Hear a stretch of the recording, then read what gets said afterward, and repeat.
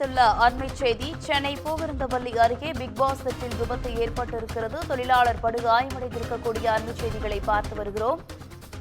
சென்னை அருகே பிக்பாஸ் நிகழ்ச்சிக்கு செட் அமைக்கும் பணியின் போது கீழே விழுந்து வடமாநில தொழிலாளர் படுகாயமடைந்திருக்கிறார்.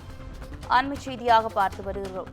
உத்தரப்பிரதேச மாநிலத்தைச் சேர்ந்த முகமது ஷாஹின் கான் என்பவர் படுகாயமடைந்த நிலையில் தற்போது மருத்துவமனையில் அனுமதிக்கப்பட்டிருக்கிறார். பிக் பாஸ் நிகழ்ச்சிக்கு செட் அமைக்கும் போது 20 அடி உயரத்திலிருந்து முகமது ஷாஹின் விழுந்து படுகாயமடைந்திருக்கிறார். கீழே விழுந்ததில் கை, இடுப்பு, எலும்பு முறிவு ஏற்பட்டு தனியார் மருத்துவமனையில் தற்போது அனுமதிக்கப்பட்டிருக்கிறார். அண்மை செய்தியாக பார்த்துக் கொண்டிருக்கிறோம். சென்னை பூந்தமல்லி அருகே பிக் பாஸ் நிகழ்ச்சிக்கு செட் அமைக்கும் போது 20 அடி உயரத்திலிருந்து முகமது ஷாஹின் என்றோர் கீழே விழுந்து படுகாயமடைந்திருக்கிறார். உத்தரப்பிரதேச மாநிலத்தைச் சேர்ந்த முகமது ஷாஹின் கான் 20 அடி உயரத்திலிருந்து கீழே விழுந்து கை, கால் முறிவு ஏற்பட்டிருக்கக்கூடிய அண்மை செய்தியை பார்த்துக் கொண்டிருக்கிறோம். கீழே விழுந்ததில் கை, இடுப்பு, எலும்பு முறிவு ஏற்பட்டு தனியார் மருத்துவமனையில் தற்போது அனுமதிக்கப்பட்டிருக்கிறார். போலீசார் தொடர்ந்து விசாரணையில் ஈடுபட்டு வருகின்றனர். கூடுதல் விவரங்களோடு இணைகிறார் செய்தியாளர் சுதாகர். வணக்கம் சுதாகர், விவரங்கள் என்ன? வணக்கம் சாரா.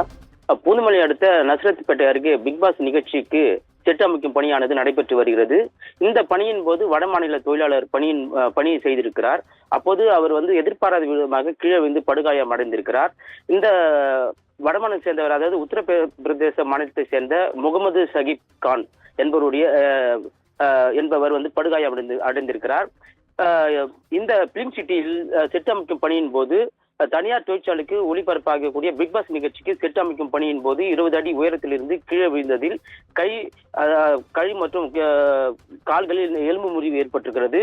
படுகாயமடைந்த வடமாநில தொழிலாளர்கள் அவரை மீட்டு பூந்தமல்லி அருகே இருக்கக்கூடிய பூந்தமல்லி மருத்துவமனைக்கு சிகிச்சைக்காக அழைத்து சென்றிருக்கிறார்கள். இந்த சம்பவமானது அந்த பகுதியில் பெரும் பரபரப்பு ஏற்படுத்தியிருக்கிறது.